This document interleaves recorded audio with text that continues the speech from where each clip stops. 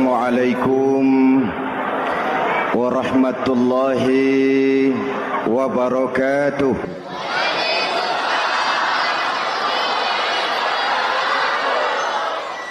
Ada seorang konglomerat, umurnya ya kira-kira 70-an.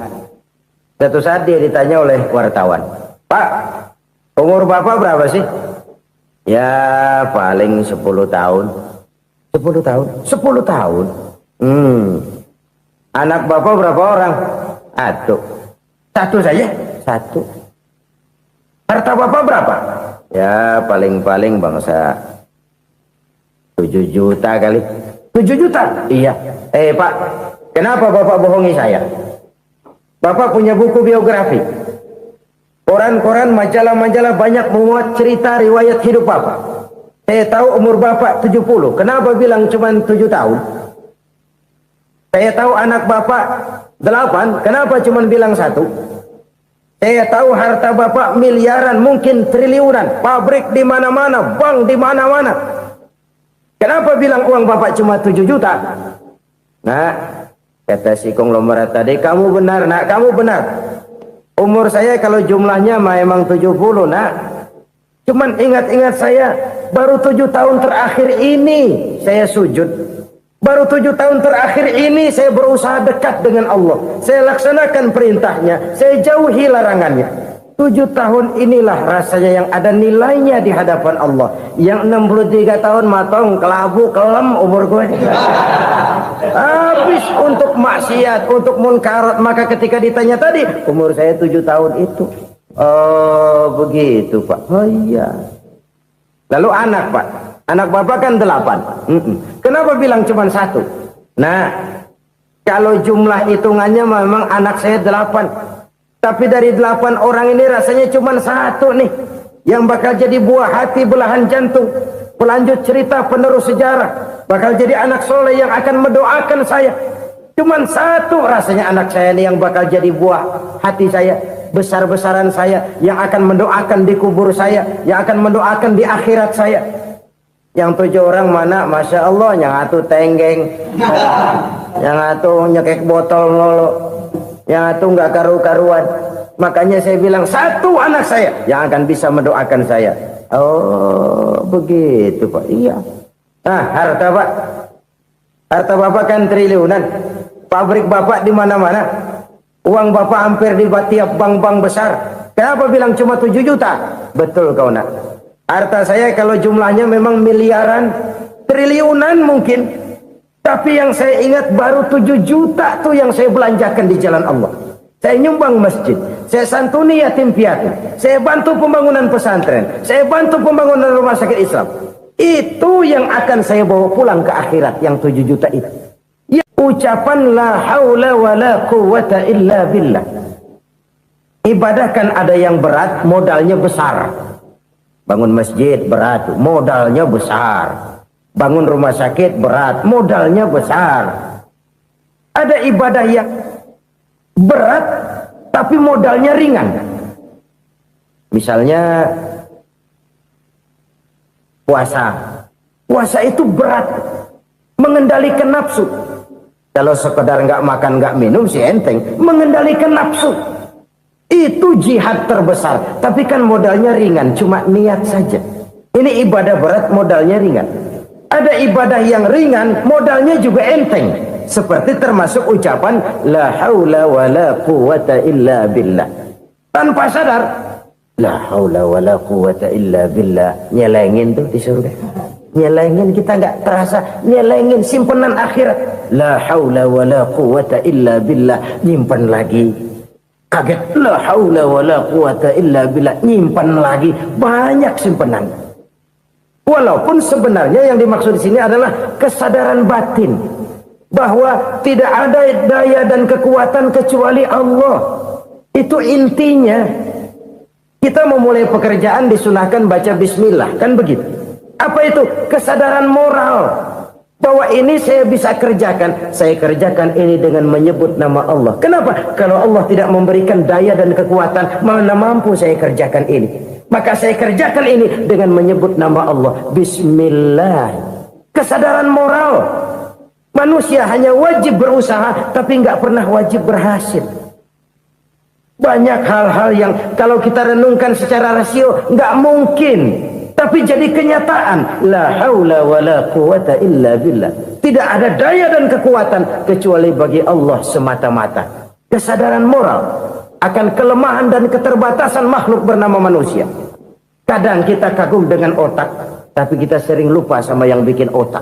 Padahal bagaimanapun hebatnya otak, yang bikin otak pasti lebih hebat dari otak. Selalu berusaha menyimpan sesuatu yang bisa membawa manfaat, baik untuk dirinya, untuk anak cucunya, maupun untuk keluarganya, untuk masa kini dan masa depannya. Kadang simpanan itu berbentuk uang, kadang berupa tanah, lain saat berbentuk pabrik, dan lain sebagainya. Sementara masa depan yang paling pasti adalah akhirat. Jika untuk masa depan dunia kita rela memeras keringat, membanting tulang, pergi pagi dan pulang petang, menyimpan uang, menyimpan tanah, menyimpan pabrik, pernahkah kita merenung jika satu saat kiamat datang, kita dibangkitkan dari kubur masing-masing, berdiri di padang mahsyar untuk mempertanggungjawabkan seluruh kegiatan hidup kita di dunia ini. Lalu kita akan menuju ke alam akhirat. Sudahkah kita mempunyai simpanan untuk akhirat kita? Pada pertemuan kali ini saya ingin menyampaikan sebuah hadis di mana Rasulullah sallallahu alaihi wasallam bersabda, "Arba'un min kanzil jannah." Simpanan sorga ada 4 macam. Yang pertama, ikhfa'us sadaqah, menyembunyikan sedekah. Saudara-saudara kaum muslimin, sebagaimana yang kita maklum bahwa Allah Subhanahu wa taala melebihkan sebagian rezeki dari kita terhadap yang lain. Ada yang kaya, ada yang setengah kaya, ada yang miskin, ada yang setengah miskin, dan selanjutnya. Ada yang gajinya kecil tapi penghasilannya gede. Ada yang penghasilannya gede tapi nggak punya gaji. Ada juga yang memang gajinya gede dan penghasilannya gede. Kelebihan rezeki merupakan sunnatullah dan tidak harus membuat kita merasa lebih dari yang lain. Bahkan sebaliknya, kelebihan itu harus membuat kita ringan tangan untuk menolong mereka yang memang memerlukan pertolongan. Kalau saudara diberikan ilmu, maka pertanyaan akhirat cuma satu: ilmumu kau amalkan untuk apa? Kalau saudara diberikan umur yang panjang, pengadilan akhirat juga bertanya satu: umurmu kau habiskan di mana? Tapi kalau saudara diberikan harta, pengadilan akhirat akan bertanya dua: hartamu kau dapat dari mana? Kau belanjakan kemana? Dari mananya ditanya, dan kemananya juga ditanya. Oleh karena kita akan dimintakan pertanggungan jawab, maka amanah yang bernama harta ini harus kita gunakan dengan sebaik-baiknya. Ada penggunaan yang merupakan kewajiban, itu zakat namanya. Ada penggunaan yang sewaktu-waktu, itu infak namanya. Ada yang lebih sewaktu-waktu lagi, dan itu sedekah namanya. Zakat dia terikat oleh haul dan nisab, oleh putaran batas waktu dan ukuran dari harta itu sendiri. Sedangkan infak terikat oleh situasi dan kondisi perekonomian seseorang. Sedangkan sedekah tidak terikat dengan apapun. Dalam kondisi seperti apapun kita bisa melakukan sedekah dengan yang terkecil sekalipun. Sampai-sampai Rasulullah sallallahu alaihi wasallam mengajarkan, la tahqiranna minal ma'rufi syai'an walau an talqa akhaka biwajhin talik. Atau ada hadis, tabassumuka fi wajhi akhika laka shadaqah. Senyumanmu kepada temanmu adalah sedekah. Jadi untuk melakukan sedekah tidak harus dalam berbentuk uang. Dengan ilmu kita bisa sedekah, Dengan tenaga kita bisa bersedekah, dengan pikiran kita bisa bersedekah, bahkan senyum kepada teman itu pun sedekah. Jadi kalau sedekah dengan uang memang belum punya uang, nyengir aja banyakin. Itu asal pada tempatnya, jangan lalu ketemu tiang listrik cengengesan. Tentu tidak pada tempatnya dan tidak wajar. Nah, sedekah yang paling dicintai Allah adalah sedekah yang disembunyikan. Artinya jauh dari sifat riya. Kan kadang-kadang ada orang sedekah itu disebutkan namanya, apa tidak bagus?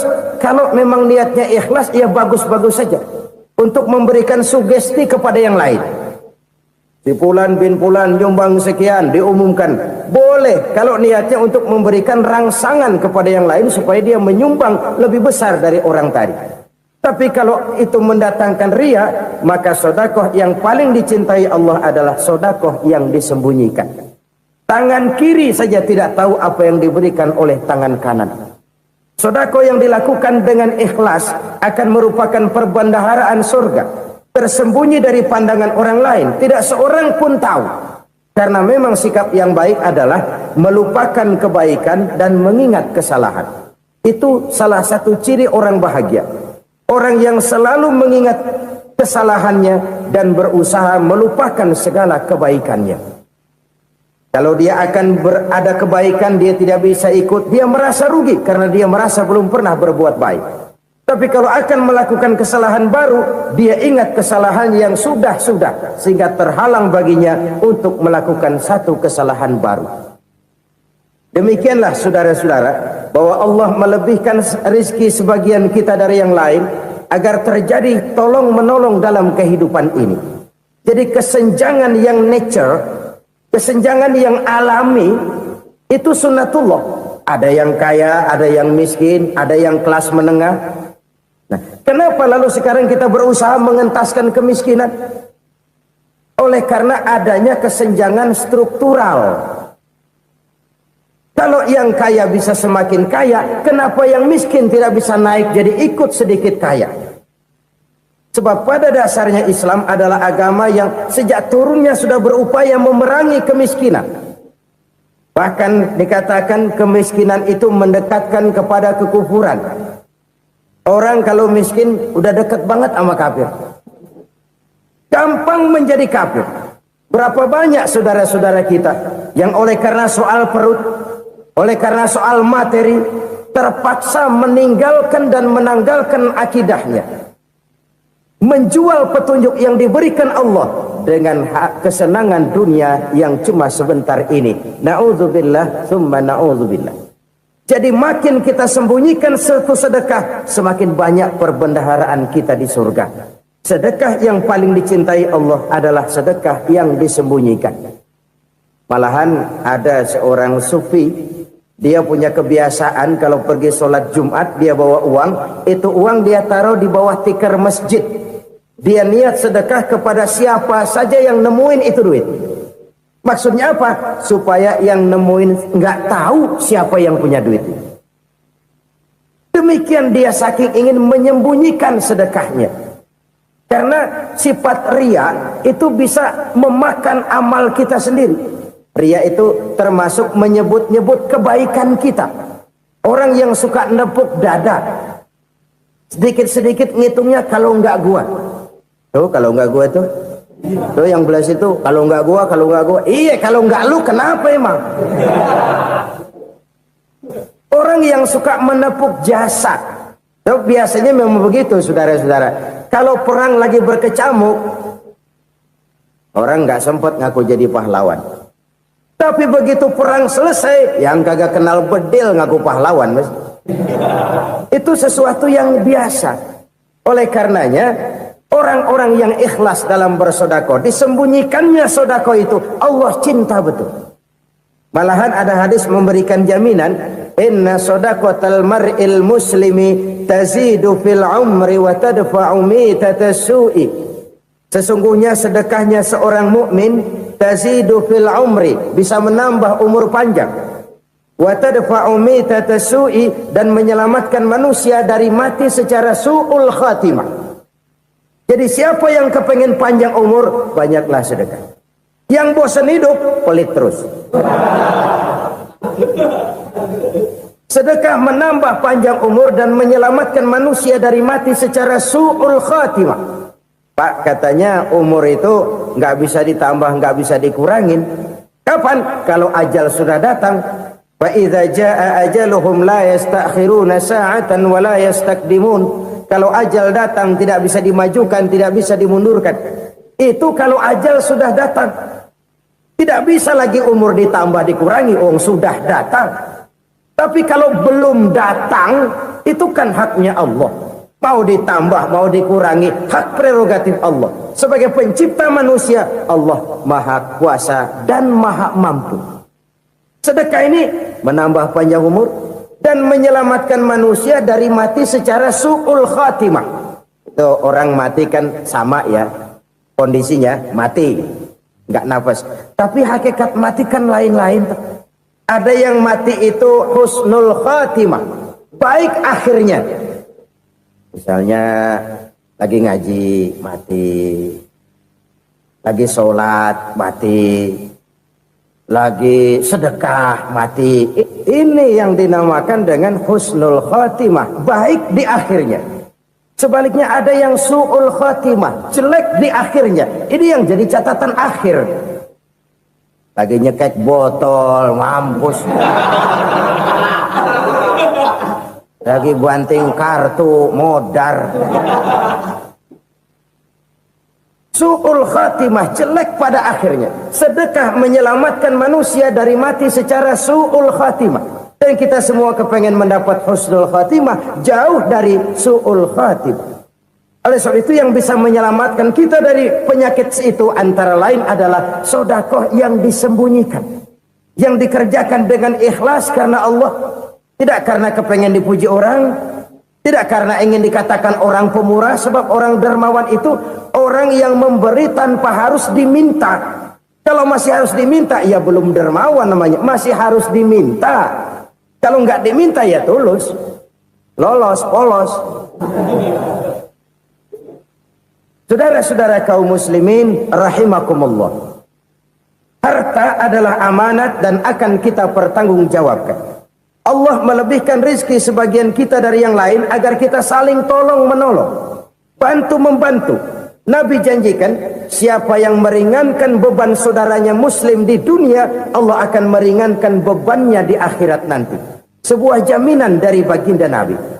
Si orang yang kita bantu barangkali tidak bisa membalas, Allah yang akan membalas lewat jalan lain yang tidak pernah kita sangka-sangka. Ada orang tanya, Pak, ini ada orang nyumbang masjid sambil marah-marah, bagaimana? Saya bilang sumbangannya aja ambil, marahnya jangan. Marahnya jangan diambil, itu urusan dia. Saudara-saudara kaum muslimin rahimakumullah. Umat Islam ini kan umat yang punya potensi besar. Kadang kita merenung, kenapa kadang-kadang pembangunan masjid kok lambat sekali? Kalau hotel hari ini peletakan pertama, bulan depan peresmian. Supermarket hari ini peletakan batu pertama, minggu depan peresmian. Tapi kalau sudah yang namanya masjid, kadang-kadang peletakan batu pertama sekaligus jadi batu terakhir. 3 tahun, 4 tahun, campur nebar jalak di jalanan, duit dijaring kayak ikan sepat. Apa tidak ada orang Islam yang kaya? Banyak. Apa tidak ada pengusaha muslim yang jadi konglomerat? Ada. Lalu yang belum banyak itu yang komit terhadap nilai-nilai agamanya. Akhirnya kita jatuh jadi umat yang lemah. Belum ada pengusaha konglomerat muslim buka pabrik supermi cap bedug misalnya umpamanya atau pabrik kecap cap sorban supaya identitas keislamannya sedikit kelihatan. Kita jatuh jadi umat yang lemah karena potensi tidak terinventarisir dengan baik. Kita ini ibarat kompor yang cuma matengin nasi orang lain. Potensi kita dimanfaatkan oleh orang lain. Ukhuwah Islamiyah kita baru terbatas kepada silaturahmi. Ukhuwah di bidang ekonomi kita lemah, ukhuwah di bidang kebudayaan kita lemah, apalagi ukhuwah di bidang politik kita lebih rapuh lagi. Padahal ukhuwah itu adalah totalitas kehidupan manusia, menyangkut ipolek sosbud, memerlukan nilai-nilai ukhuwah. Jadi oleh karena itu mari kita menyadari di dalam harta kita, walaupun kita yang cari pergi pagi pulang sore peras keringat banting tulang, di sana ada harta anak yatim, di sana ada hak masjid, di sana ada hak pesantren, di sana ada hak jihad. Berbahagialah seseorang apabila dia oleh Allah dijadikan keran. Keran itu menyimpan air, tapi tidak untuk dirinya, tapi disalurkannya kepada mereka yang memang memerlukannya. Saudara-saudara kaum muslimin rahimakumullah, ini yang pertama. Jadi perbendaharaan surga adalah menyembunyikan sedekah. Orang lain nggak tahu, kita pun nggak pernah ngitung-ngitung. Kita anggap lewat begitu saja, padahal itu deposit akhirat. Satu. Yang kedua, perbendaharaan surga itu apa?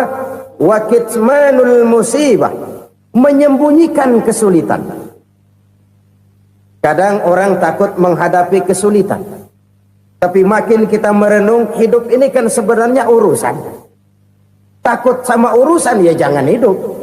Tandanya orang hidup itu kalau punya urusan. Urusan melupakan problem, problem sering menimbulkan kesulitan.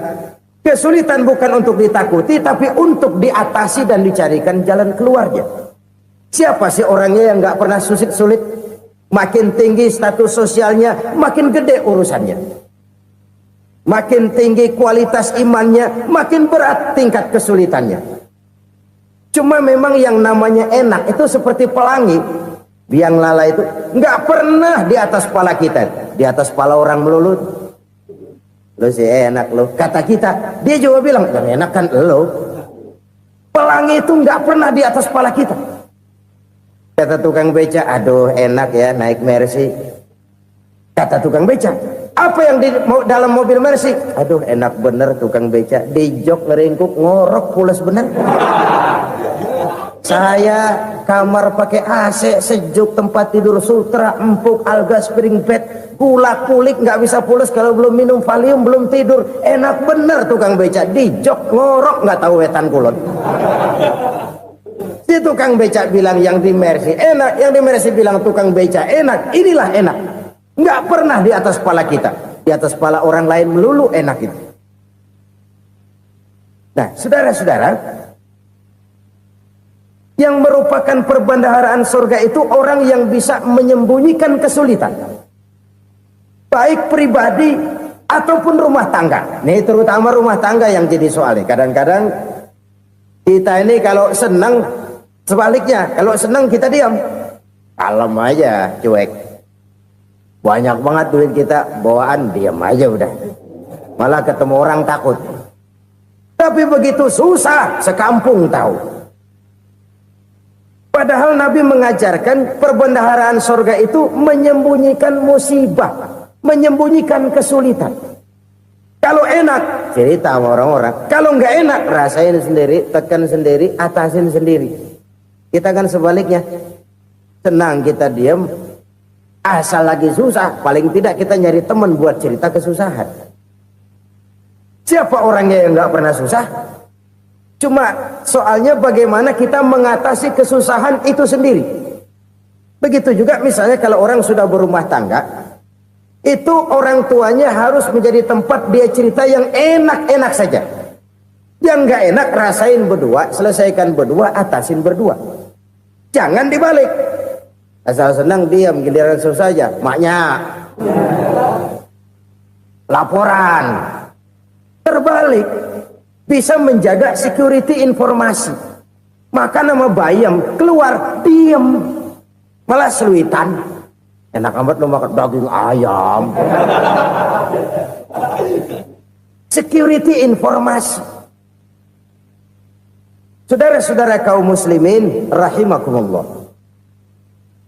Ujian yang terberat itu yang pernah diberikan kepada para nabi, para rasul, para aulia, para ulama, makin tinggi keimanan, makin berat bentuk kesulitan. Ayo saya kemukakan satu contoh saja.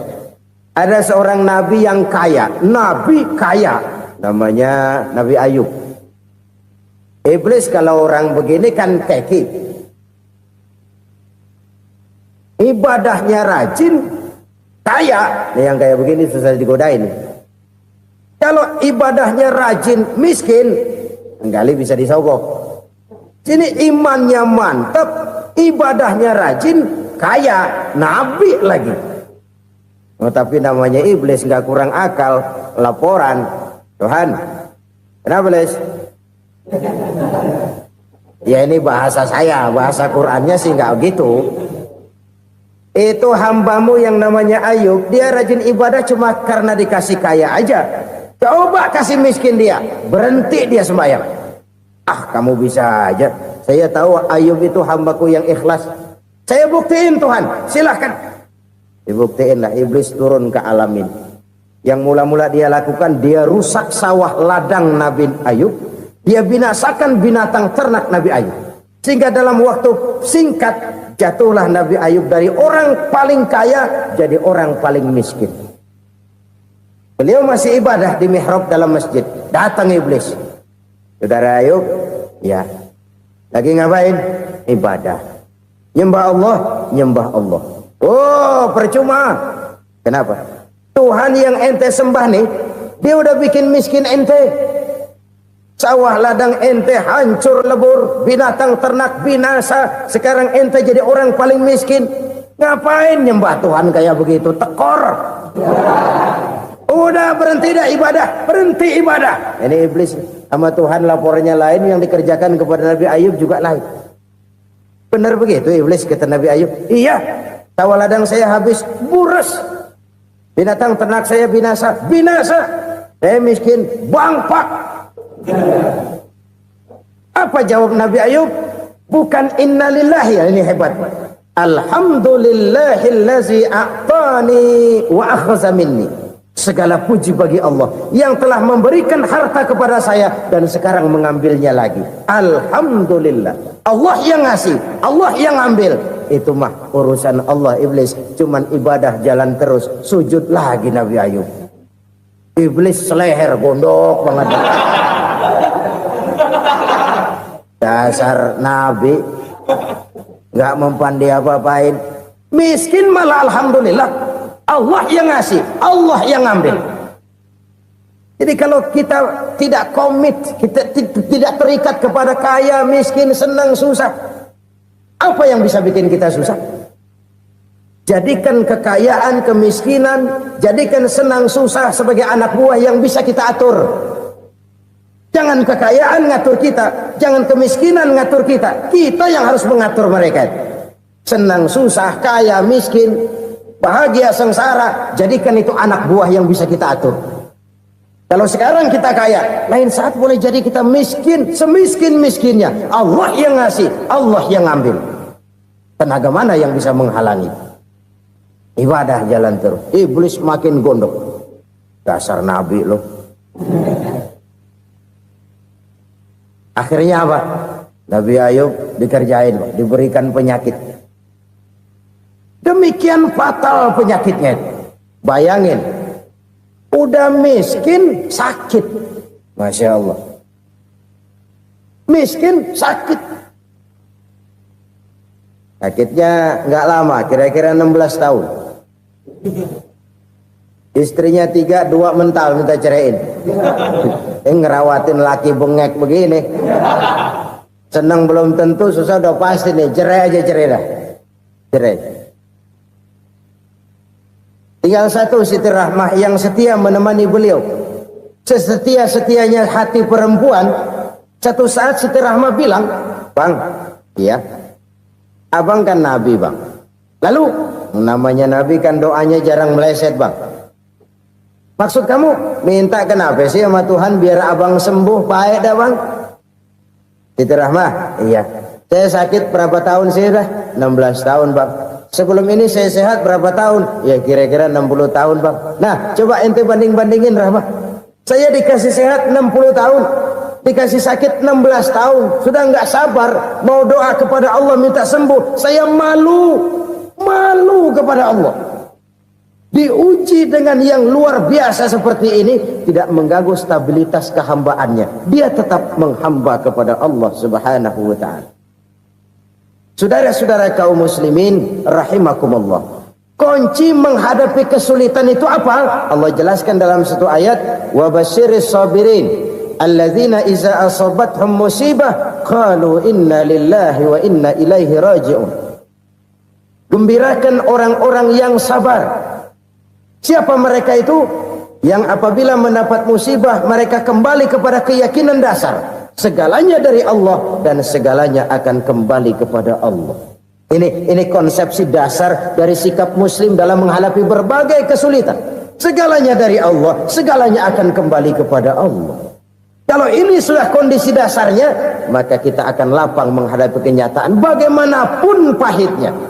Apakah itu namanya miskin, apakah itu namanya sakit, bahkan maut sekalipun. Segalanya dari Allah, segalanya akan kembali kepada Allah. Ini sikap hidup, bukan sekedar ucapan. Kita kadang-kadang menjadikannya sebagai ucapan.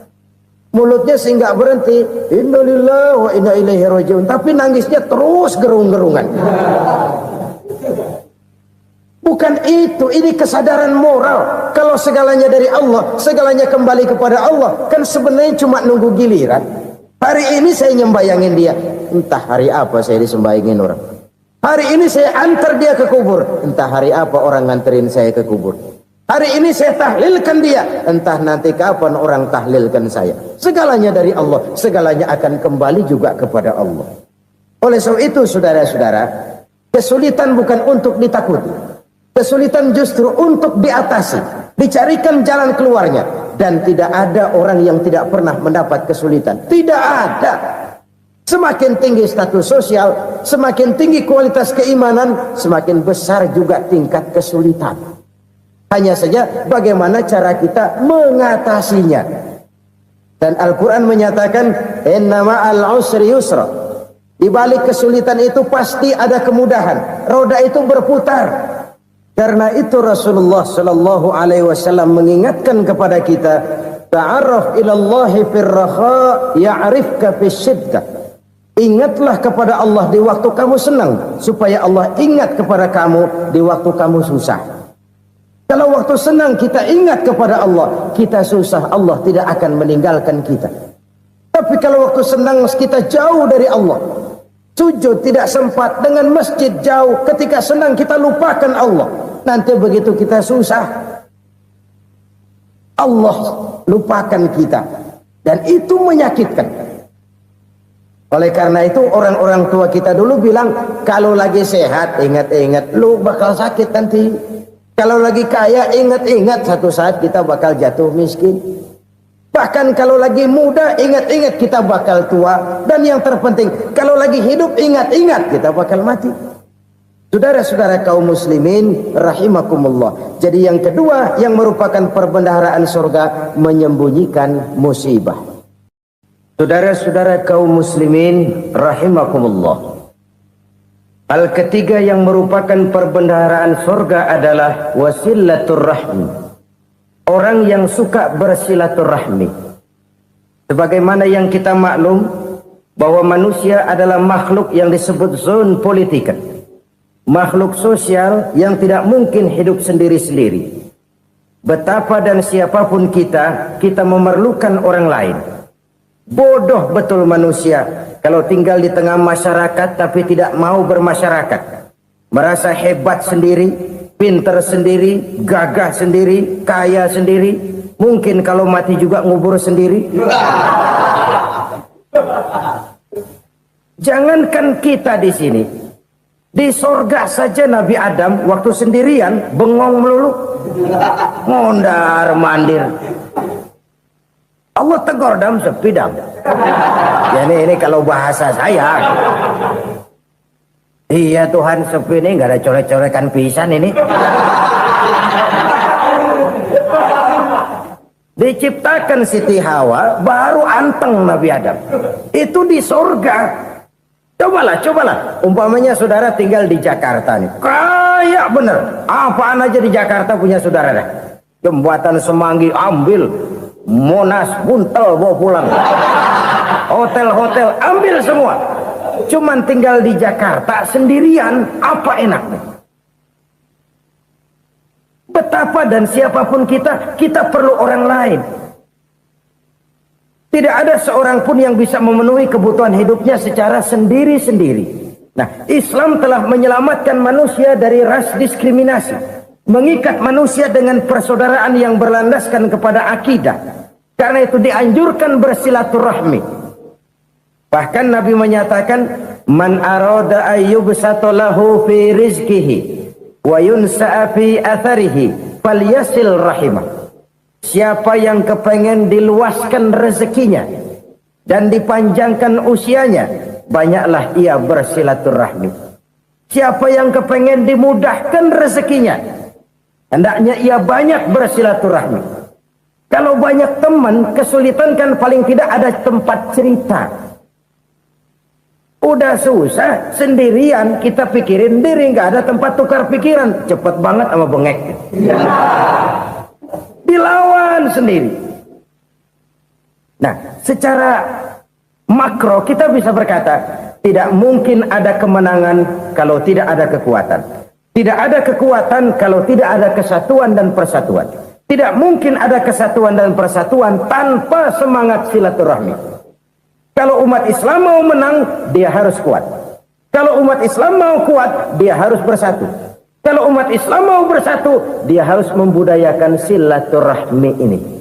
Bahkan sampai-sampai kata Nabi, kalau bisa cari nilai tambah. Apa? Silman qata'ak. Bersilaturahmilah kau kepada orang yang marah denganmu. Masya Allah, indahnya ajaran agama kita. Orang yang marah pun kepada kita, kata Nabi, kalau bisa bersilaturahmilah kepadanya, kepada orang yang marah itu. Di situ nilai tambah. Cuman jujur nih hadis, ngucapinnya gampang, ngamalinnya yang berat banget. Orang marah sama kita, kita disuruh silaturahmi, ada apa malu? Lu marah, ada gua marahan lagi. Tunggu pikirin. Saudara-saudara kaum muslimin rahimakumullah. Tapi ini yang diajarkan, bahkan ini yang dicontohkan oleh baginda Rasul. Bagaimana begitu mudah, misalnya satu saat Abu Jahal ini ngatur strategi bagaimana bikin Muhammad celaka. Dia gali lubang di depan tempat tidurnya. Dia tutupin daun korma. Terus dia panggil seseorang, ke sini. Kasih tahu Muhammad, pamannya sakit keras, minta ditengokin. Berangkat orang ini ke sana. Muhammad, labbaik. Pamanmu sakit keras, dia minta ditengokin. Baik, saya akan datang menjenguk beliau. Berangkatlah Nabi ke rumah Abu Jahal tanpa prasangka apapun. Abu Jahal udah pasang setil, selimut 3 rangkap setengah dia pakai, persis kayak orang meriang. Tapi sembari ngintip dari balik selimut, begitu Muhammad buka pintu, nah masuk perangkap nih. Muhammad jalan menuju tempat pembaringan. Makin lama makin dekat, makin lama makin dekat, makin dekat ke lubang yang dipasang oleh Abu Jahal itu. Dalam hati Abu Jahal, terus dah jatuh, mampus dah lo ini. Mampus lo hari ini nih. Apa yang terjadi? Malaikat Jibril datang. Muhammad, pamanmu cuma pura-pura sakit. Di depan tempat tidurnya ada lubang perangkap supaya kamu jatuh ke situ. Sudah, kamu pulang. Balik kanan Nabi.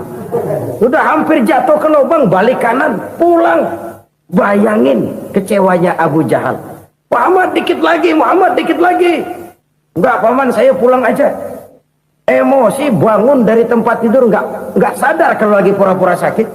Lompat ngejar Nabi, dia lupa dengan lubang yang dia gali. Pusrak, nyemplung sendiri ke dalam lubang.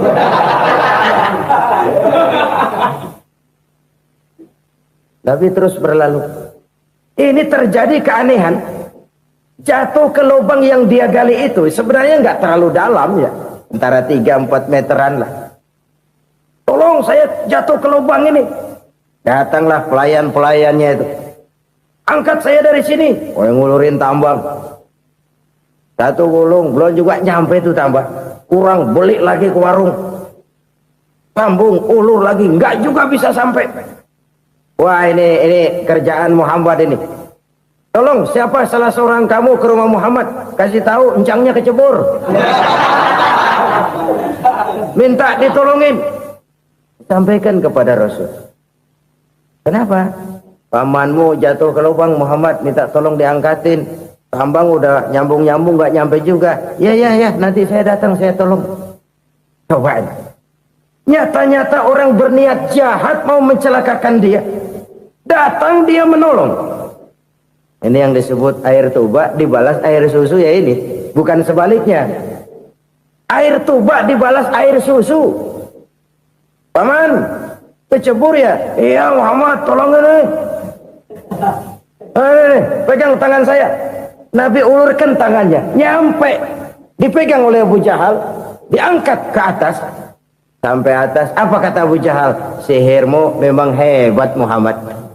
Udah ditolongin dikata sihir, yang enak kita kemplang kan itu orang begitu. Urusan apa? Tapi inilah akhlak. Kalau bisa kamu bersilaturahmilah dengan orang yang marah kepadamu sekalipun. Orang marah kita tetap baik. So, kalau kita berbuat baik sama orang yang memang baik, rasanya sih biasa-biasa aja. Orang baik kita baik lagi, ya draw aja, belum ada nilai tambah di situ. Baru ada nilai tambah kalau kita bisa berbuat baik kepada orang yang nyakitin kita. Itu namanya kita setingkat di atas dia. Dia sakitin kita, kita berbuat baik sama dia. Dia pelit sama kita, kita baik sama dia. Dia marahin kita, kita deketin dia. Di situ kita punya nilai tambah. Jadi siapa yang ingin diluaskan rezekinya kata Nabi dan dipanjangkan umurnya, hendaklah ia banyak-banyak bersilaturahmi. Sederhana sebenarnya silaturahmi, tapi silaturahmi membangkitkan semangat kesatuan dan persatuan. Kesatuan dan persatuan melahirkan kekuatan. Dalam matematika 1 ditambah 1 pasti 2. Tapi di tengah masyarakat, 1 orang takut ditambah 1 orang takut, hasilnya jadi 2 orang setengah berani. Kenapa setengah berani? Karena udah berdua. Tadi pan takut sendirian. Kalau dia kumpul turu-turu takutlah jadi berani. Kita yang lemah, kita yang tidak berdaya, kita yang miskin, kalau mau kompak bersatu, apa yang nggak bisa kita kerjain? Apalagi tinggal di kota besar, pilihan cuma 2. Bertahan atau minggir.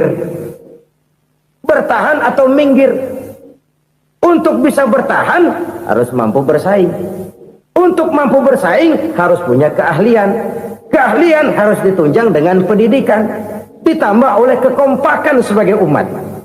Udah miskin mencar mulu, orang injak kita. Orang nggak pandang urusan apa yang malu. Oleh karena itu silaturahmi pada hakikatnya merupakan roh dari ukhuwah yang diajarkan oleh agama kita. Bagaimana Islam menyelamatkan masyarakat manusia dari ras diskriminasi, mengikat manusia, dan tidak ada persaudaraan yang lebih indah selain persaudaraan yang diikat dengan nilai-nilai akidah. Sepanjang orang di jalan Allah, itulah saudara kita. Keluar dia dari jalan Allah, selesailah persaudaraan sampai di situ. Karena itu, kalau ingin menyimpan sesuatu di surga, banyaklah bersilaturahmi. Datang ke rumah ini, datang ke rumah itu, dan lain sebagainya. Itu simpanan kita di akhirat nanti. Ini yang ketiga. Saudara-saudara, yang keempat, perbendaharaan surga itu apa? Wa qawlu la hawla wa la quwwata illa billah. Ucapan la hawla wa la quwwata illa billah. Ibadah kan ada yang berat, modalnya besar. Bangun masjid berat, modalnya besar. Bangun rumah sakit berat, modalnya besar. Ada ibadah yang berat, tapi modalnya ringan. Misalnya puasa. Puasa itu berat, mengendalikan nafsu. Kalau sekedar nggak makan nggak minum sih enteng, mengendalikan nafsu itu jihad terbesar. Tapi kan modalnya ringan, cuma niat saja. Ini ibadah berat, modalnya ringan. Ada ibadah yang ringan, modalnya juga enteng. Seperti termasuk ucapan la haula wa la quwwata illa billah. tanpa sadar. La haula wala quwata illa billah. Nyelengin tuh di surga. Nyelengin, kita nggak terasa. Nyelengin simpenan akhirat. La haula wala quwata illa billah. Nyimpan lagi. Kaget. La haula wala quwata illa billah. Nyimpan lagi. Banyak simpenan. Walaupun sebenarnya yang dimaksud di sini adalah kesadaran batin. Bahwa tidak ada daya dan kekuatan kecuali Allah. Itu intinya. Kita memulai pekerjaan disunahkan baca bismillah, kan begitu? Apa itu? Kesadaran moral. Bahwa ini saya bisa kerjakan. Saya kerjakan ini dengan menyebut nama Allah. Kenapa? Kalau Allah tidak memberikan daya dan kekuatan, mana mampu saya kerjakan ini. Maka saya kerjakan ini dengan menyebut nama Allah. Bismillah. Kesadaran moral. Manusia hanya wajib berusaha, tapi nggak pernah wajib berhasil. Banyak hal-hal yang kalau kita renungkan secara rasio nggak mungkin, tapi jadi kenyataan. La haula wala quwata illa billah. Tidak ada daya dan kekuatan kecuali bagi Allah semata-mata. Kesadaran moral akan kelemahan dan keterbatasan makhluk bernama manusia. Kadang kita kagum dengan otak, tapi kita sering lupa sama yang bikin otak. Padahal bagaimanapun hebatnya otak, yang bikin otak pasti lebih hebat dari otak. Nggak percaya, silahkan otak-otakan. Inilah kecenderungan. Kita kagum dengan pesawat-pesawat mutakhir, bukan main, besi gede banget terbang itu. Alangkah hebatnya. Lalu apa yang bikin otak tidak lebih hebat dari itu semua? Kita puji laut, apa yang bikin laut tidak lebih hebat dari laut itu? La haula wala quwata illa billah. Tidak ada daya dan kekuatan kecuali Allah. Apa yang bisa kita lakukan kalau tidak karena daya dan kemampuan yang diberikan oleh Allah kepada kita? Lahirlah sikap tawadu, rendah hati, tidak melonjak menjadi angkuh dan sombong, sadar akan kelemahan dan keterbatasan diri. Sebagai makhluk yang diciptakan oleh Allah Subhanahu wa ta'ala. Jadi satu sisi ini ucapan yang berpahala, la haula, jadi wiridan. Pada sisi lain ini kesadaran moral, sikap mental, kesadaran batin, bahwa yang punya daya dan kekuatan itu cuma Allah. Kita nggak pantas untuk sombong, sebab sombong itu pakaiannya Allah. Kita nggak sedang pakai pakaian Allah, kegedean. Dan makin kita renungi, makin terbentur. Apa sih yang bisa kita sombongin? Kita mau sombong apa? Kaya? Pintar? Itu kan semua relatif. Di atas langit masih ada langit lagi. Jadi oleh karenanya, marilah kita menyadari. Manusia hanya wajib berusaha, tapi tidak pernah wajib berhasil. Yang berusaha saja tidak wajib berhasil, apalagi yang tidak berusaha. Islam bukan agama orang pemalas yang selesai sholat lalu endelohom, nggelenggem ayem-ayem. Tapi Islam bukan agama orang sombong yang setelah berusaha lalu tidak memerlukan Allah. Kita bisa saja bikin proyeksi, tahun sekian kita bakal panen besar menurut perhitungan otak. Tapi ada kejadian lain. Apa? Tikus ngambek. Habis itu dimakanin tikus, panen gagal. Proyeksi rasional gagal oleh tikus-tikus yang ngambek itu. Bisa saja terjadi. Tahun depan kita panen besar, urung. Kenapa? Musim panas panjang. Dan sekarang ini koran-koran bikin berita musim mengalami penyelewengan. Bukan cuma manusia yang nyeleweng sekarang. Musim pakai nyeleweng. Mestinya kan musim hujan udah selesai, masih hujan-hujan juga. Musim. Nah sekarang kita boleh bikin proyeksi, kita bakal panen besar. Tahu-tahu musim panas panjang, sawah retak, air kering. Cari teknokrat yang paling botak, suruh pendekin tuh musim panas. La haula wala quwata illa billah.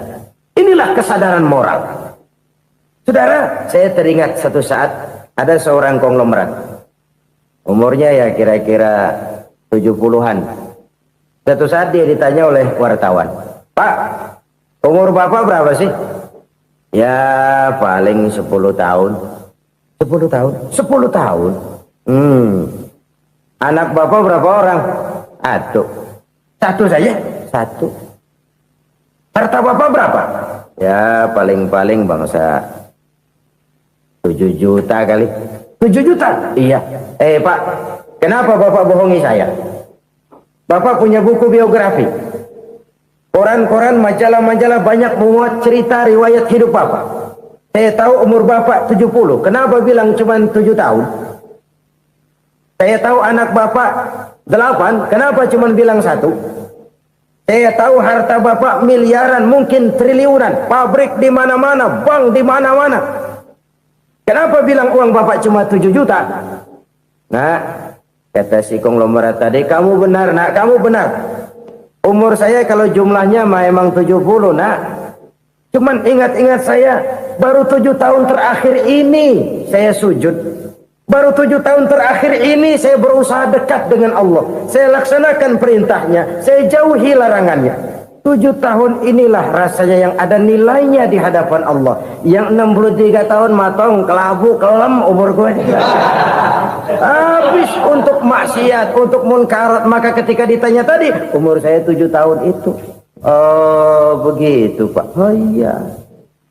Lalu anak Pak. Anak bapak kan 8. Kenapa bilang cuma 1? Nah, kalau jumlah hitungannya memang anak saya 8. Tapi dari 8 orang ini rasanya cuma 1 nih. Yang bakal jadi buah hati, belahan jantung. Pelanjut cerita, penerus sejarah. Bakal jadi anak soleh yang akan mendoakan saya. Cuma 1 rasanya anak saya ini yang bakal jadi buah hati saya. Besar-besaran saya. Yang akan mendoakan di kubur saya. Yang akan mendoakan di akhirat saya. Yang 7 orang mana? Masya Allah, yang atu tenggeng, yang atu nyekek botol ngolo, yang atu nggak karu-karuan. Makanya saya bilang 1 anak saya yang akan bisa mendoakan saya. Oh begitu Pak. Iya. Nah harta Pak, harta bapak kan triliunan. Pabrik bapak di mana-mana. Uang bapak hampir di tiap bank-bank besar. Kenapa bilang cuma 7 juta? Betul kau nak. Harta saya kalau jumlahnya memang miliaran, triliunan mungkin. Tapi yang saya ingat baru 7 juta tuh yang saya belanjakan di jalan Allah. Saya nyumbang masjid, saya santuni yatim piatu, saya bantu pembangunan pesantren, saya bantu pembangunan rumah sakit Islam. Itu yang akan saya bawa pulang ke akhirat, yang 7 juta itu. Yang triliunan itu nanti akan diperebutkan oleh anak-anak saya sebagai waris saya. Jadi harta saya 7 juta itu yang bakal nemenin saya di akhirat. Yang akan saya bawa pulang jadi teman saya. Saudara-saudara kaum muslimin, jangan-jangan orang tua itu adalah kita-kita ini. Jangan-jangan kita-kita ini adalah orang tua itu. Jangan-jangan itu potret dari diri kita masing-masing. Dari sekian umur yang diberikan Allah, berapa tahun yang ada nilainya di hadapan Allah? Dari sekian anak-anak yang merupakan amanah, berapa yang akan mendoakan kita sebagai orang tuanya menjadi anak soleh? Dari sekian banyak harta yang diberikan Allah, berapa yang akan kita bawa pulang menghadapnya nanti, yang kita belanjakan di jalan Allah? Ini sebuah potret kehidupan. Karena itu kita kembali kepada la haula wa la quwwata illa billah. Kita wajib berusaha, kita wajib berikhtiar. Selebihnya, segala daya dan kekuatan hanya milik Allah saja semata-mata. Satu kesadaran batin dari setiap pribadi muslim. Setelah ia berusaha dan berikhtiar, ia menyerahkannya kepada Allah Subhanahu wa ta'ala. Jadi, satu sisi ini merupakan wiridan ucapan yang mengandung pahala. Pada sisi lain, ini merupakan sikap batin dari seorang muslim di dalam ia menghadapi realitas kehidupan ini. Saudara-saudara kaum muslimin rahimakumullah. Kalau ini kita jadikan satu basis kehidupan, maka ini akan menyelamatkan manusia dari kemungkinan tergelincir menjadi orang yang lupa diri dan lupa darat. Sebab itu Imamul Ghazali berpesan, jadidis safinah fa innal bahra amiq wa khuziz zad fa inna safara ba'id wa khaffifil hamla fa innal hamla sadid. Perbarui selalu kapalmu karena lautan sangat dalam. Bawa bekal yang banyak karena perjalanan ini sangat jauh.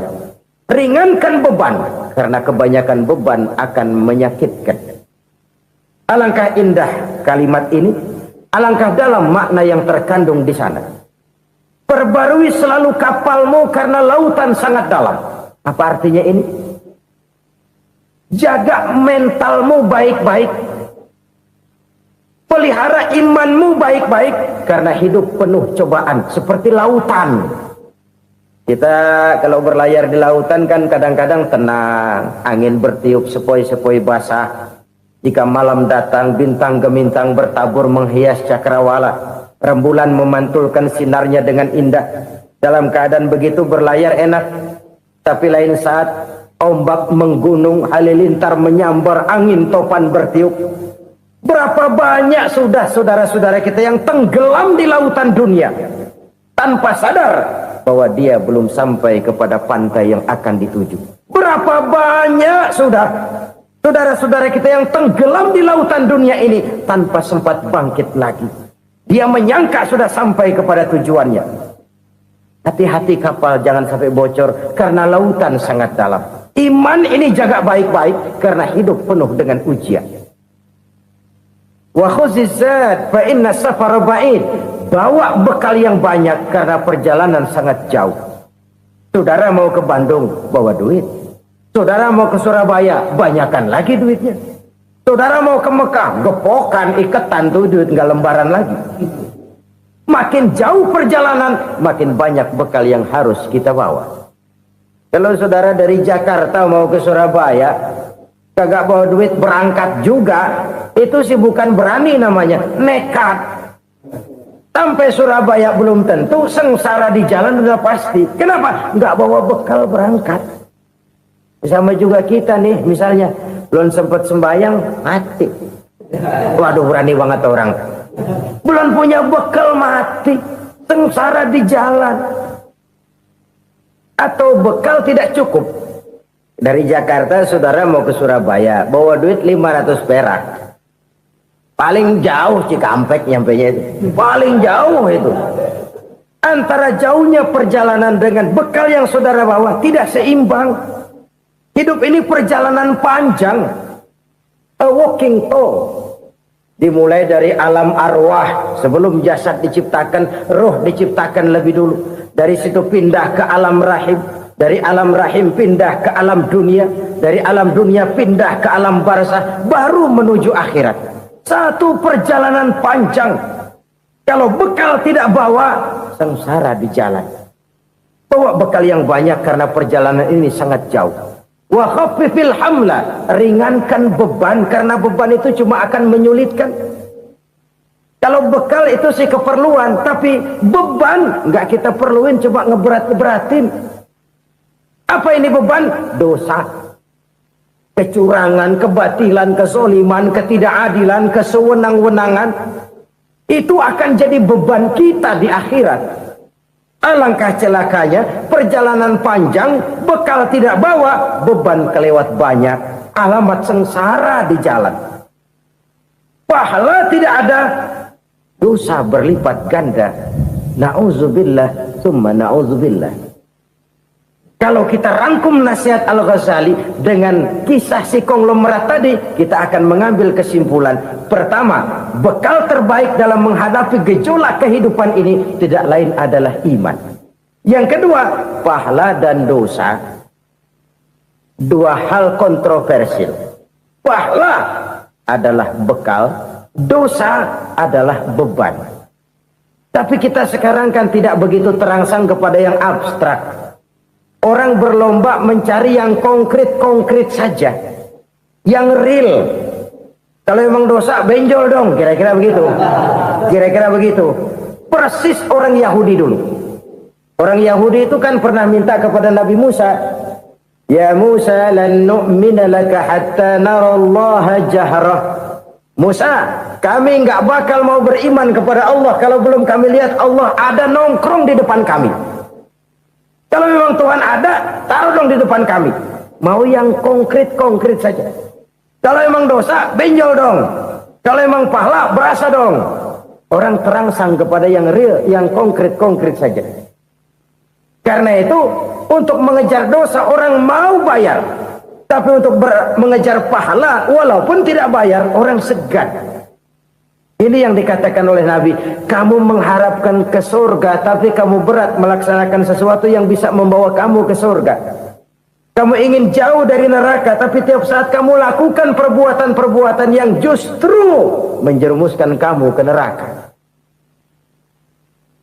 Idda'aitum an-najata minan nar wa ramaitum fiha anfusakum.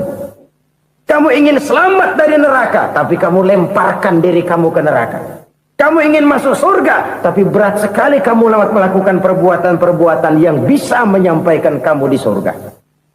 Saudara-saudara kaum muslimin, rahimakumullah. Jadi hal keempat yang merupakan perbendaharaan surga adalah la haula wa la quwwata illa billah. Satu sisi ini merupakan ucapan yang memperberat timbangan akhirat. Pada sisi lain ini merupakan sikap hidup seorang muslim. Kesadaran batin yang sangat dalam bahwa tidak ada daya dan kekuatan kecuali Allah. Dan itu kita simbolkan pada saat memulai pekerjaan dengan Bismillah, dengan menyebut nama Allah. Satu kesadaran moral, saya hanya bisa melakukan ini karena diberikan daya dan kekuatan oleh Allah. Lahirlah sikap tawadu, rendah hati, tidak melonjak menjadi angkuh dan sombong. Berpendapat bahwa hanya agamanya sajalah satu-satunya agama yang benar. Keyakinan seperti ini wajar. Keyakinan seperti ini normal, biasa, dan memang seharusnya. Tetapi keyakinan seperti ini pun bukan merupakan satu keyakinan yang harus ditudingkan keluar, tetapi lebih banyak ditujukan ke dalam, dengan tujuan pertama untuk meningkatkan keimanan umat.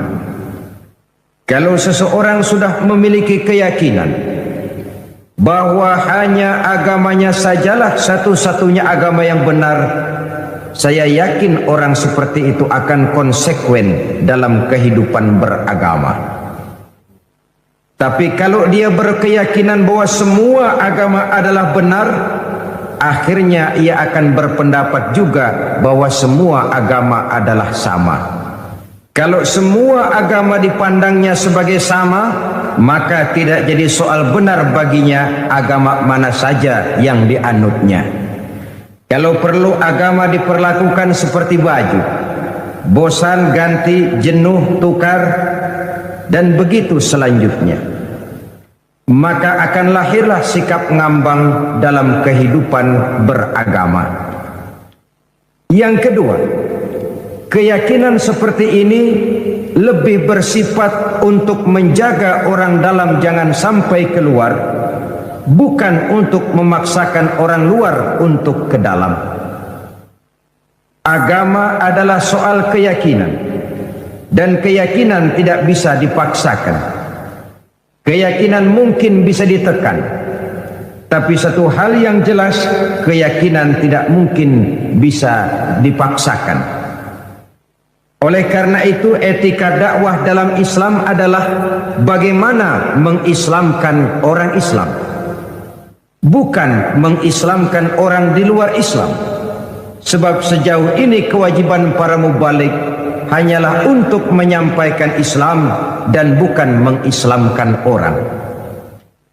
Kalau kita telusuri sejarah, kita akan melihat kenyataan ini. Apakah Nabi Nuh misalnya tidak ingin agar putranya Kan'an jadi orang beriman saja? Ingin sekali Nabi Nuh itu. Atau apakah Nabi Ibrahim juga tidak ingin agar orang tuanya yang bernama Azar jadi orang beriman saja? Luar biasa keinginan Nabi Ibrahim. Atau pada contoh yang lebih dekat lagi, apakah Nabi Muhammad sallallahu alaihi wasallam tidak mempunyai keinginan agar Abu Jahal dan Abu Lahab berdiri pada barisan orang yang beriman saja? Ingin sekali baginda Nabi. Kalau sejarah kemudian menceritakan kepada kita, Kan'an putra Nabi Nuh berdiri dalam barisan orang-orang kafir, Azar, bapak Nabi Ibrahim, malah menjadi produsen berhala. Sedangkan Abu Jahal dan Abu Lahab habis-habisan menentang, menghalangi, memfitnah, bahkan berusaha menghancurkan perjuangan Nabi. Itu seluruhnya merupakan indikasi kita hanya wajib untuk menyampaikan Islam. Sedangkan seseorang akan Islam atau tidak, itu sepenuhnya berpulang kepada hidayah dari Allah Subhanahu wa ta'ala. Kalau keyakinan ini kita tudingkan keluar, lalu berupaya menarik orang luar agama Islam ke dalam Islam, akan timbullah benturan-benturan. Inilah yang sering menjadi kenyataan di mana seseorang menyebarkan agama kepada orang yang sudah beragama. Timbullah hal-hal yang tidak kita inginkan. Timbullah singgungan-singgungan dan benturan-benturan yang tidak diharapkan, yang pada kesempatan ini akan kita bicarakan. Yang ketiga, keyakinan seperti ini untuk menumbuhkan fanatisme beragama. Kita semua maklum, orang kalau cinta kepada suku bagus, tapi fanatik kepada suku salah. Orang cinta kepada guru bagus, tapi fanatik kepada guru tidak benar. Soal guru dan suku kita harus objektif. Orang cinta kepada agama bagus, orang fanatik kepada agama merupakan bagian daripada kehidupan beragama. Fanatik dalam arti berpegang teguh, sebab hanya dengan watak seperti inilah setiap penganut suatu agama akan menjadi konsekuen dengan nilai dan ajaran agamanya masing-masing. Untuk mencegah terjadinya singgungan dan benturan-benturan dalam upaya menyebarkan agama, maka di negeri kita ini digalakkanlah 3 macam kerukunan yang dikenal sebagai tri kerukunan. Pertama, kerukunan antar umat seagama. Kedua, kerukunan antar umat beragama. Dan yang ketiga, kerukunan antar umat beragama dengan pemerintah. Mari kita lihat persoalannya lebih jauh lagi. Pertama, kerukunan antar umat seagama. Kita sama maklum bahwa Islam telah mengikat kita dengan akidah. Dari manapun seseorang datang, apapun saja warna kulitnya dan bahasa apapun yang dipakainya, kalau akidahnya sama, maka dia adalah saudara kita. Lebih tegas ini disabdakan oleh Rasulullah sallallahu alaihi wasallam. Innallaha la yanzuru ila suwarikum wa amwalikum, walakin yanzuru ila qulubikum wa a'malikum. Allah Subhanahu wa ta'ala tidak memandang potonganmu.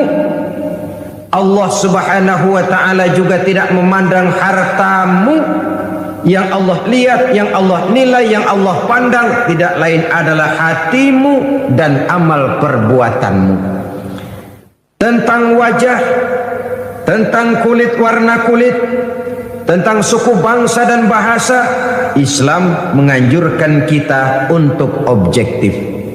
Ini yang orang sering katakan, walaupun keluar dari dubur ayam, kalau memang telur, ambil. Keluarnya dari dubur ayam, tapi telur, kenapa tidak diambil? Islam mengajarkan kita untuk objektif. Islam mengikat kita dengan akidah.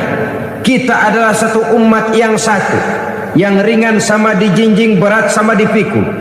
Kita adalah bagaikan satu tubuh. Apabila yang satu sakit, yang lain akan ikut merasakan sakit. Kita adalah bagaikan satu bangunan.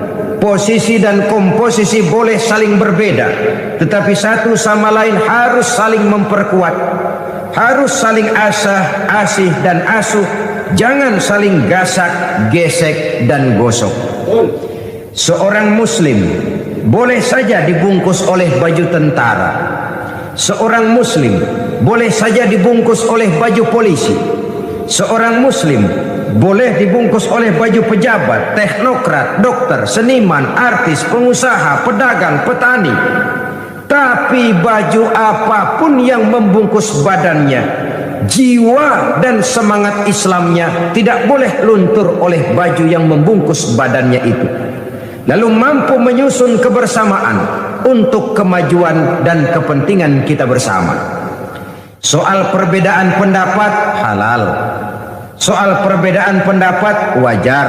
Kepala sama hitam pendapat tentu berbeda. Tapi marilah kita lapang dada untuk menerima perbedaan pendapat.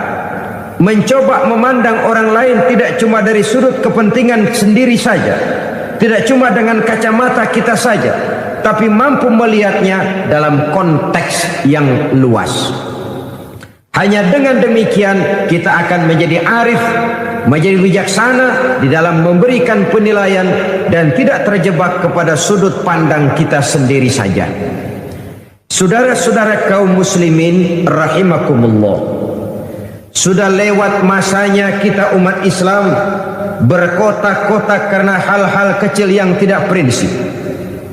Sudah lewat masanya kita bertengkar karena hal-hal kecil yang menyangkut soal-soal teknis.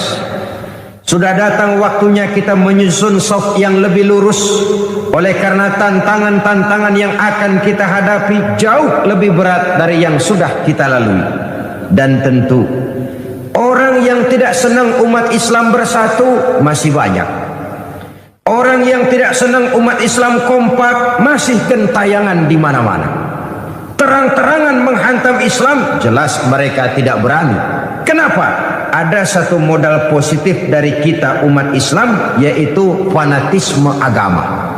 Artinya walaupun konsep agama tidak dilaksanakan, tapi kalau jihad dan berjuang untuk agama, dia mau berkorban nyawa. Ini merupakan modal yang positif. Maka orang ngerti betul, kalau Islam dihantam terang-terangan, yang paling goblok juga mesti marah. Mesti marah, mesti tersinggung, mesti terhina. Kalau agamanya dihantam terang-terangan, dia mesti bangkit. Maka untuk menghantam Islam, orang tentu masih menerapkan teorinya Slaughter-Gronye. Orang masih memakai taktik dan strateginya Dr. Van der Plas. Mau menghantam Islam, masuk ke dalam, bikin kacau Islam dari dalam. Tidak bisa assalamualaikum, latihan assalamualaikum. Tidak bisa pakai sorban, pakai sorban. Bicara di tengah umat Islam seolah-olah untuk kepentingan dan membela umat Islam. Di belakangnya tidak lain tujuannya untuk menghancurkan Islam dari dalam. Maka kiai diadu dengan kiai, ulama diadu dengan ulama, umat bertengkar dengan sesama umat karena perbedaan organisasi. Maka jadilah kita nasib umat Islam persis seperti jangkrik. Marilah kita menyadari bahwa perbedaan pendapat satu hal yang wajar. Seorang muslim boleh dibungkus oleh baju apapun saja, tapi jiwa dan semangat Islamnya tidak boleh luntur oleh baju yang membungkusnya. Islam adalah milik muslim. Apa dia jadi tentara, apa dia jadi polisi, apa dia jadi pejabat, apa dia jadi seniman, apa dia jadi teknokrat, apa dia jadi artis. Jikalau dia muslim, maka Islam adalah miliknya. Harus wajib dijaga dan dibela secara bersama-sama. Saudara-saudara kaum muslimin rahimakumullah. Oleh karena itu, jangan cuma bisa mempelajari dan membaca kitabnya Imam Syafi'i, tapi belajar jugalah akhlak dan etikanya Imam Syafi'i. Jangan hanya sekedar membaca dan mempelajari kitabnya Imam Abu Hanifah, tetapi belajar dan simak jugalah akhlak daripada Imam Abu Hanifah. Satu contoh yang ringan saja.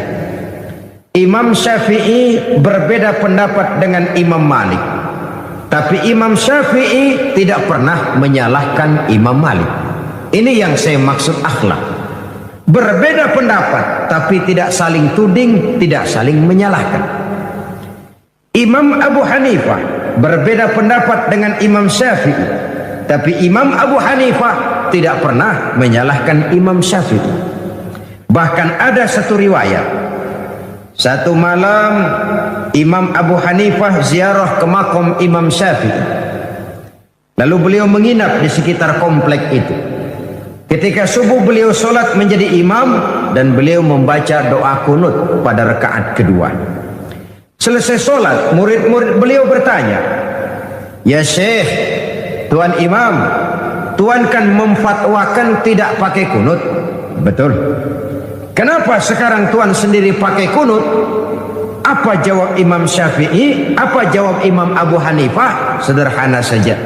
Ihtiraman li Syafi'i. Saya menghormati pendapatnya, saya menghormati fatwanya daripada Imam Syafi'i ini. Berbeda pendapat tapi saling menghormati. Berbeda pendapat tapi tidak saling menyalahkan. Ini yang hilang sekarang. Kita baru beda pendapat sedikit aja kayaknya udah lakum dinukum. Maka perbedaan pendapat tidak lagi jadi rahmat, malah sering jadi bala. Dalam kehidupan sehari-hari kita sering lihat di desa-desa terpencil ini terangkat ke permukaan. Yang satu usoli, yang satu enggak, pisah RW.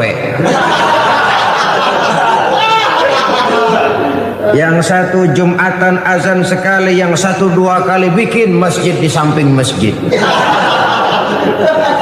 Satu kunut, satu tidak, main asah bendok.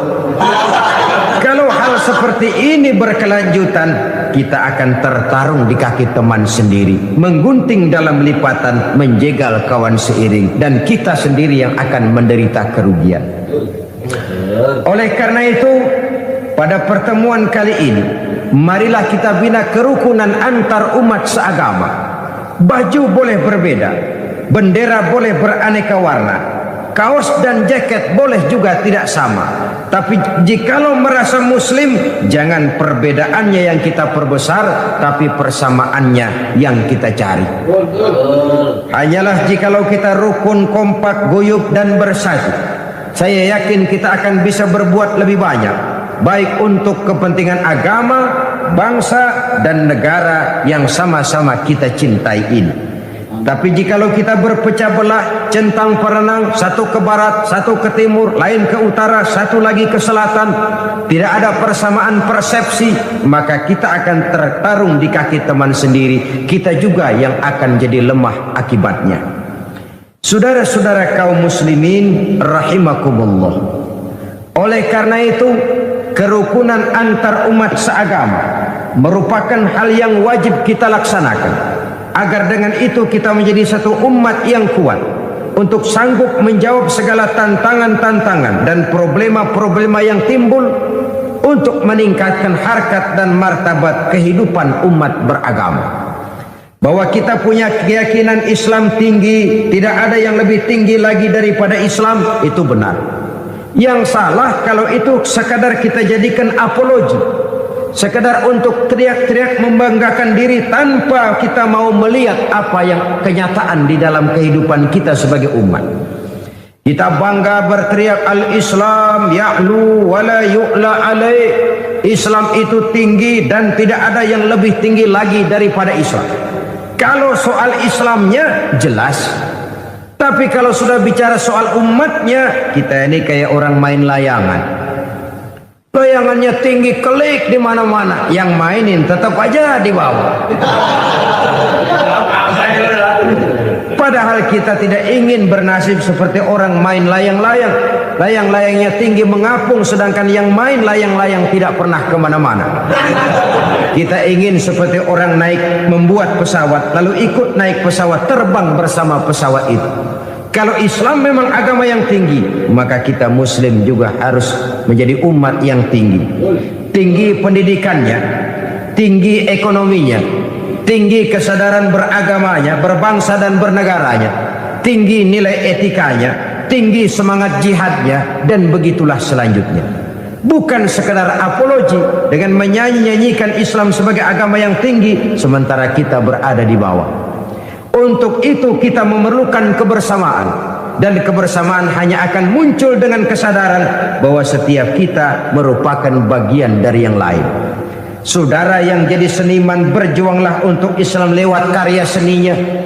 Saudara yang pejabat, pergunakanlah jabatan itu untuk kepentingan agamanya, Islamnya, sebagaimana pejabat lain dari agama lain juga berbuat untuk kepentingan agamanya. Jangan kadang-kadang kalau sudah mau pensiun baru jihad.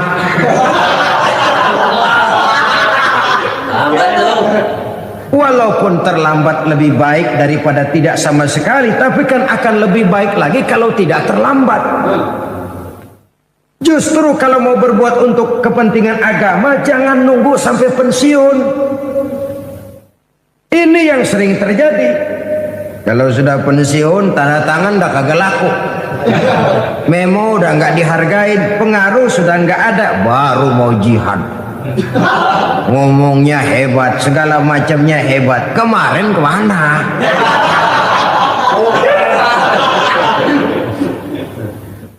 Ya memang terlambat itu lebih baik daripada tidak sama sekali.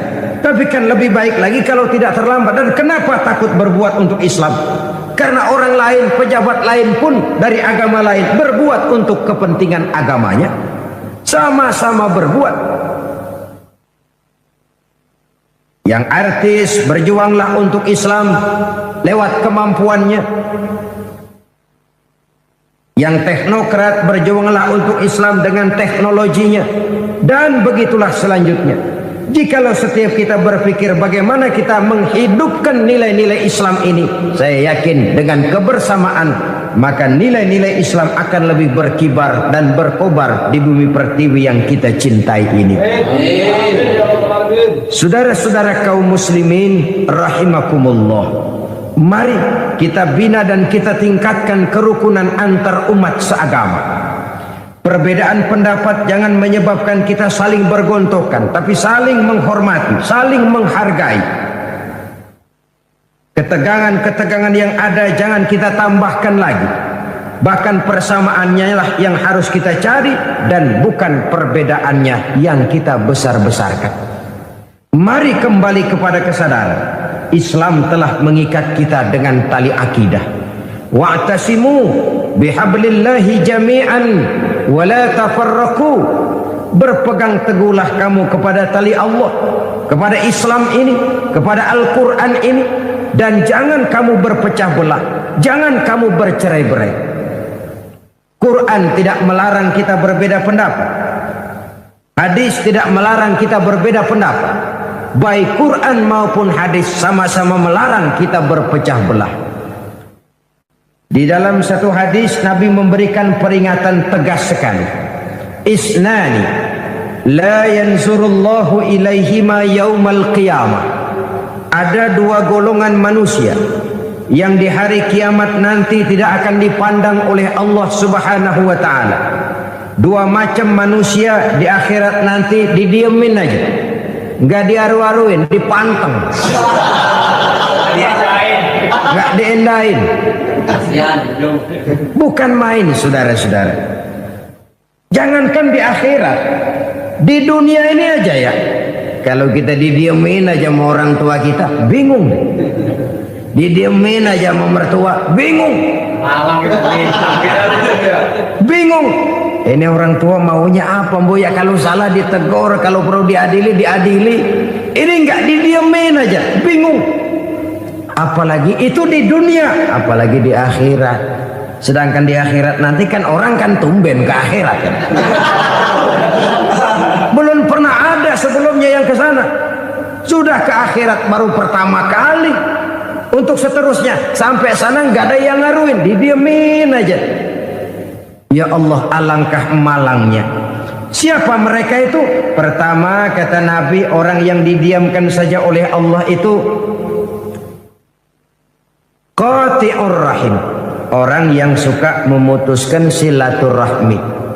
Orang yang suka marah-marahan. Sakit palanya kalau nggak marahan sama orang. Saudara-saudara kaum muslimin rahimakumullah, ini kan simbol orang yang nggak mau rukun, orang yang nggak mau bersatu, merasa hebat kalau bisa ngantem orang lain, walaupun dia sendiri sebenarnya barangkali tidak lebih baik dari yang dihantamnya. Sebab biasanya maling ayam merasa hebat kalau berhadapan dengan maling kambing. Itu biasa. Dia nggak merasa bahwa dia nyolong ayam. Wah, si ayam nggak apa-apa kecil, no, kambing no. Maling kambing akan merasa dirinya benar kalau berhadapan dengan maling kebo. Jadi kalau kita melihat kesalahan orang lain, kita sering lupa dengan kesalahan yang kita lakukan. Disinilah rahasia Nabi berpesan, tuba liman saghalahu aibuhu an uyubin nas. Beruntunglah orang-orang yang kekurangan dirinya, aib dirinya menyebabkan dia cukup sibuk untuk tidak mengorek-ngorek aib dan kekurangan pada diri orang lain. Beruntung orang yang aib dirinya, kekurangan dirinya menyebabkan dia sibuk sampai tidak sempat mencari-cari kekurangan pada diri orang lain. Tapi celaka benar orang yang terlalu sibuk mencari dan mengorek aib dan kekurangan orang lain sampai dia lupa kepada aib dan kekurangan dirinya sendiri. Jadi manusia pertama yang nanti tidak akan diopeni oleh Allah, orang yang suka memutuskan silaturahmi. Kadang-kadang kalau sudah marah pakai grup-grupan. Grup-grupan ngebon. Ngundang ngajak orang lain. Marahan yuk, marahan. Ini marahan pakai ngajak orang. Yang kedua, jarusu, tetangga yang jahat dengan tetangganya. Saudara, tidak ada kemenangan tanpa kekuatan. Tidak ada kekuatan tanpa kesatuan. Tidak ada kesatuan tanpa silaturahmi. Sebab itu konsep silaturahmi dalam Islam merupakan bagian pokok daripada ajaran agama Islam. Hanya dengan silaturahmi kita akan bersatu. Hanya dengan persatuan akan timbul kekuatan, dan hanya dengan kekuatan kita bisa meraih kemenangan. Tanpa kekuatan, kemenangan sebuah mimpi.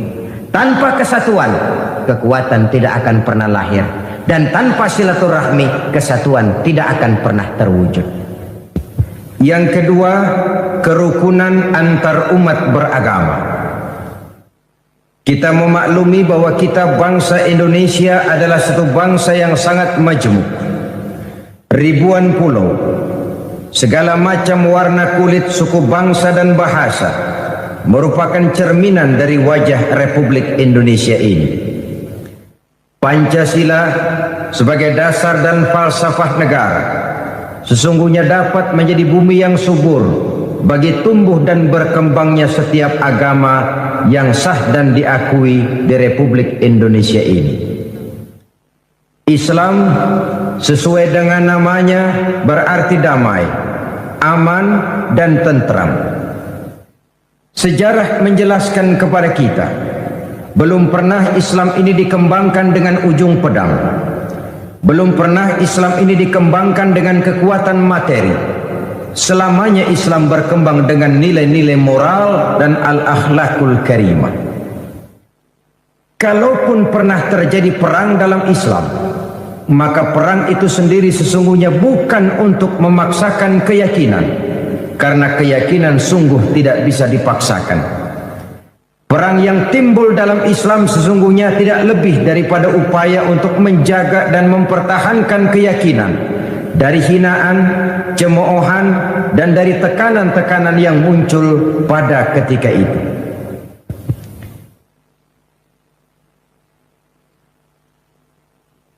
Saudara-saudara kaum muslimin rahimakumullah.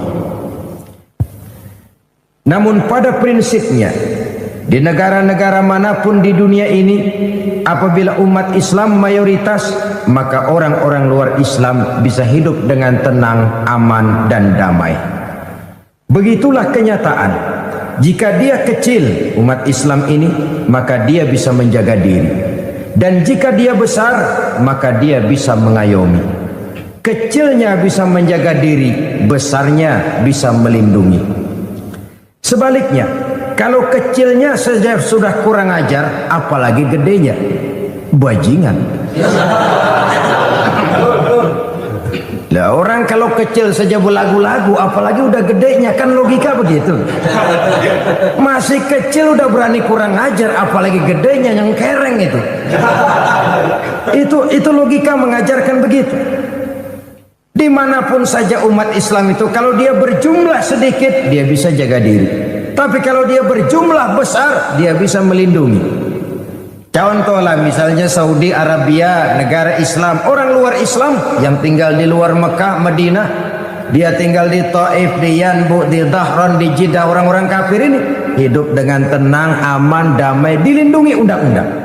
Begitu di Mesir, begitu di Malaysia, begitu di Republik Indonesia, dimanapun saja kalau umat Islam golong.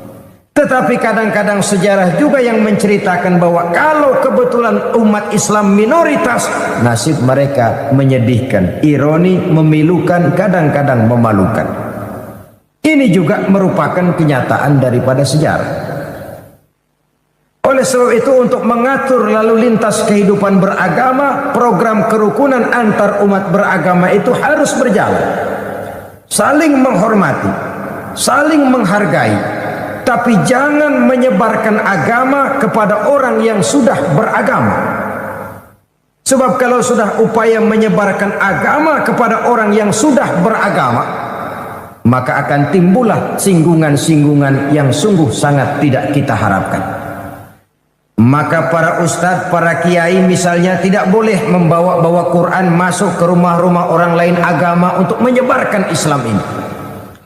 Sebaliknya orang lain dari agama lain juga tidak boleh masuk ke rumah-rumah orang Islam. Hormatilah orang yang sudah beragama. Jangan penganut suatu agama dijadikan sasaran bagi pengembangan agama lainnya. Bahwa setiap kita berkeyakinan semua orang di luar kita adalah tidak benar, wajar. Bahwa kita berpendapat bahwa semua orang di luar kita adalah kafir, pantas. Bahwa kita berkeyakinan bahwa semua orang di luar agama kita tidak ada jaminan masuk surga, wajar. Tapi keyakinan itu harus ditujukan ke dalam, jangan keluar. Kalau sudah keluar, muslim berkeyakinan seperti itu, orang lain dari agama lain berkeyakinan seperti itu, akan terjadilah benturan-benturan di mana kita menyebarkan agama kepada orang yang sudah beragama. Akan timbullah hal-hal yang tidak kita harapkan. Maka toleransi, menjaga kerukunan antar umat beragama ini pun harus ada batas-batasnya. Maka yang diprogramkan betul kerukunan antar umat beragama, bukan kerukunan agama. Agama jelas berbeda, tidak bisa dirukun-rukunkan. Umatnya silahkan. Artinya hal-hal yang menyangkut bidang muamalah, bidang sosial, mari kerjasama. Bangun jalan umum, mari sama-sama. Jaga keamanan bersama, mari sama-sama. Tapi kalau sudah menyangkut akidah, keyakinan, ubudiyah, kembali kepada prinsip yang diajarkan oleh agama masing-masing. Bukankah satu saat Quraisy saking putus asanya pernah mengajak damai kepada Rasulullah Shallallahu Alaihi Wasallam? Sudahlah Muhammad, ini marah-marahan capek juga rasanya nih. Kita baik-baikan aja yuk. Maksudnya bagaimana? Oke deh, sekarang kami menyembah Tuhan kamu, Allah. Besok tapinya gantian, kamu ikut menyembah Tuhan saya, Tuhan kami. Lata, Uzza, Manat, Hubal, itu berhala-berhala di sekeliling Ka'bah. Join, kerjasama, toleransi. Toleransi model ini dijawab oleh Allah Subhanahu wa taala, "Qul ya ayyuhal kafirun la a'budu ma ta'budun." Satu nas yang jelas. Muhammad, katakan kepada mereka, orang-orang kafir, aku tidak menyembah apa yang kamu sembah, kamu pun tidak akan menyembah apa yang kamu sembah. Ditutup dengan satu komitmen, satu statement resmi bahwa bagimu agamamu, bagiku agamaku. Artinya agama ada couplingnya. Jangan lalu dengan dalih toleransi, menjaga kerukunan, lalu yang dirukun-rukunkan agama yang jelas berbeda itu. Wah, jangan fanatik. bagaimana musimnya aja. Bagaimana musimnya saja. Lalu semua agama dicampur adukkan. Saudara-saudara kaum muslimin rahimakumullah. Kalau soal menghormati orang yang berbeda agama, Islam paling hebat. Begini, orang kafir itu kan ada dua macam. Ada yang disebut kafir zimmi, ada yang dinamakan kafir harbi. Nah, kafir harbi ini semua orang di luar Islam yang kurang ajar kepada umat Islam. Jelas nantang, jelas mengganggu, jelas menghambat. Kafir harbi halal darahnya. Yang kedua kafir zimmi, ini orang di luar Islam yang hidup berdampingan dengan umat Islam, saling menghormati, saling menghargai. Terhadap orang kafir seperti ini, Nabi pernah memberikan pesan, man aza zimmiyan faqad azani. Siapa yang coba menyakiti orang zimmi, orang kafir yang mau hidup damai dengan umat Islam, itu sama saja dengan menyakiti aku, kata Nabi. Dan siapa yang menjadi menyakiti aku, akulah lawannya di hari kiamat nanti. Artinya hormati. Pernah juga Rasul sedang duduk dengan para sahabat. Ada sekelompok orang berangkat mengantar mengusung jenazah, hendak mengubur jenazah. Serta merta Nabi berdiri memberikan penghormatan kepada jenazah yang lewat itu. Setelah jenazah lewat, para sahabat bertanya, ya Rasulullah, iya, yang lewat tadi itu jenazah orang Yahudi, kenapa kita berdiri menghormatinya? Jenazah Yahudi. Yahudi ya Rasul. Orang bukan sih? Ya orang, kalau orang mah. Cuman Yahudi. Hormati, kata Nabi. Yang dihormati orangnya, bukan keyakinan. Sudah mati pun dihormati. Konon lagi masih hidup. Tapi jangan lupa, menghormati manusianya tidak sama dengan menghormati agamanya.